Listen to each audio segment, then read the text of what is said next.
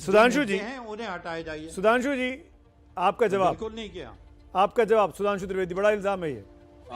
देखिए, दोनों ही लोगों का जवाब देता हूं। मेराजुद्दीन साहब ने कहा, तो ये बताइए, उत्तर प्रदेश में 15 करोड़ लोगों को 2 वक्त का अनाज महीने में 2 बार 2 साल से मिल रहा है। केंद्र सरकार अलग दे रही है, प्रदेश सरकार अलग दे रही है, और पूरे भारत में 80 करोड़ को दे रहे हैं। पता नहीं आपको कहां से दिखाई पड़ रहा है कि लोगों को आवश्यकता पड़ने के ऊपर उपलब्ध नहीं कराया जा रहा है। और दूसरी बात, आपने बेरोजगारी की कही। हमारी सरकार जब आई तो 17% बेरोजगारी की दर थी, जो आज 4% के ऊपर आ गई है।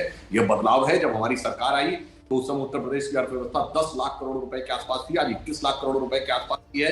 जब हमारी सरकार आई, उससे पहले पश्चिमी उत्तर प्रदेश में 10 साल में सपा बसपा के संयुक्त शासनकाल में 90,000 करोड़ रुपया किसानों का भुगतान हुआ। गन्ना किसानों का हमारे टाइम में 1,52,000 करोड़ भुगतान हुआ। मगर अब जो मैं बात कहना चाहता हूं, उस बात के ऊपर मैं इमरान, जो युवा नेता है, उनकी बात का जवाब देना चाहता हूं। इमरान भाई, आप भूल जाते हैं अपनी पार्टी को। अरे, आपकी नेता जो 40% महिलाओं को स्थान दे रही हैं, लड़की हूं, लड़ सकती हूं, वो हिजाब को लेकर तो 48 घंटे पहले खूब हाहाकार मचा रही थी प्रेस में। ये उन्नाव में एक दलित की बेटी जो 2 महीने से मारकर गाड़ दी गई, और उसके बाद उसकी मां रो रो कर समाजवादी पार्टी के सामने, क्यों नहीं वहां धरना प्रदर्शन करने के लिए जा रहे? क्यों? वोट के तराजू पे तौला जा रहा है कि कौन से वोट बैंक के लिए बोलना है और किसके लिए मुंह में दही जमा लेना है।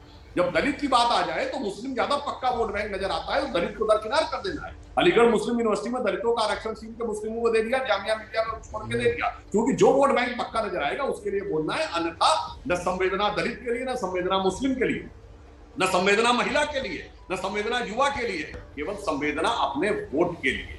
इसीलिए हम यह बात कहना चाहते हैं। और आपने एक और बात बोली, जिन्ना का नाम आपने सुना, आप युवा है, मैं बताना चाहता हूं, मत पढ़िए कुछ, अपनी पार्टी का इतिहास पढ़ लीजिए। आपकी पार्टी के सुधांशु जी, माफी के साथ, इन्होंने जब देश का विभाजन हुआ तो बाकायदा जिन्ना का सिग्नेचर है। मैं गन्ना, जिन्ना और हिजाब से बाहर निकलना चाहता हूं। देखिए, कर्नाटक के कॉलेज से जो मामला उठा हिजाब का, उत्तर प्रदेश के चुनाव को उससे मुझे ऐसा लगता है कि ढकने की कोशिश हो रही है।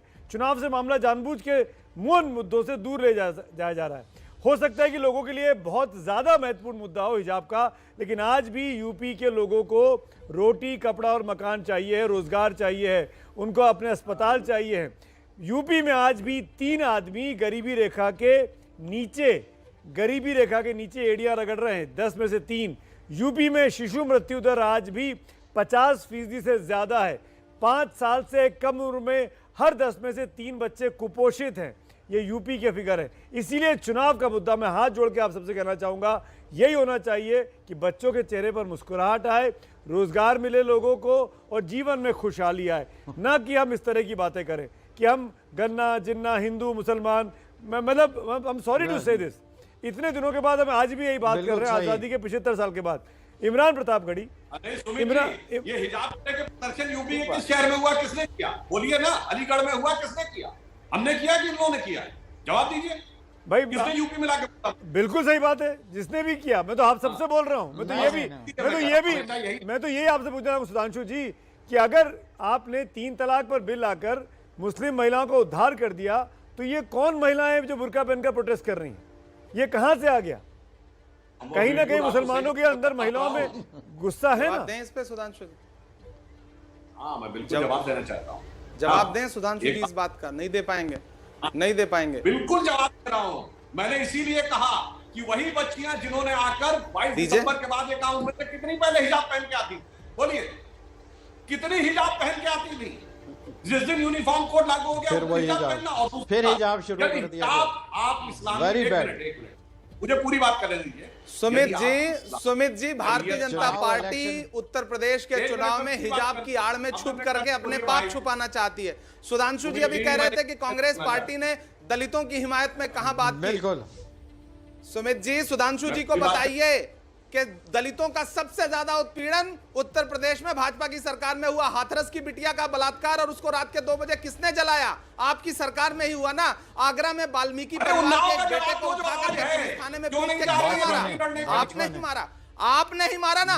उन्नाव बिल्कुल सही कह रहे हैं। उन्नाव में बलात्कार करने वाला विधायक कौन था? आप बताइए ना, कौन था विधायक? आप दलितों के हिमायती कब से हो गए? हम दलितों के लिए लगातार खड़े हैं। हाथरस कौन पहुंचा? आगरा कौन पहुंचा? आगरा कौन पहुंचा?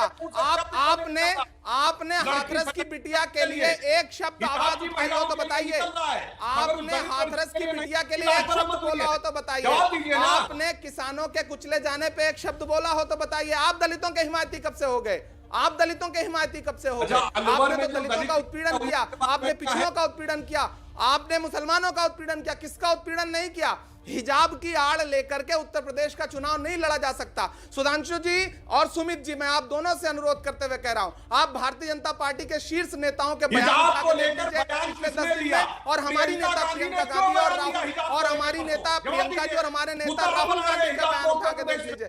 प्रियंका जी ने एक लोकतांत्रिक बात कही, प्रियंका जी ने एक लोकतांत्रिक बात कही कि यह देश स्वतंत्र है, देश में लोकतंत्र है, सब अपनी मर्जी का परिधान पहन सकते हैं। इसमें इतना तकलीफ आपको क्यों हो रही है? क्यों नहीं पहन सकते? ठीक है, प्रधानमंत्री सुधांशु जी जवाब देना चाहते हैं। महिलाओं के खान साथ साहब मैं फोटो आता हूं खिंचवाते हैं सुधांशु जी के तो बाद ध्यान रखते हैं कि बुर्के वाली महिलाएं हों, ठीक है, लेकिन आज उनके हिजाब से तकलीफ हो रही है। कमाल है।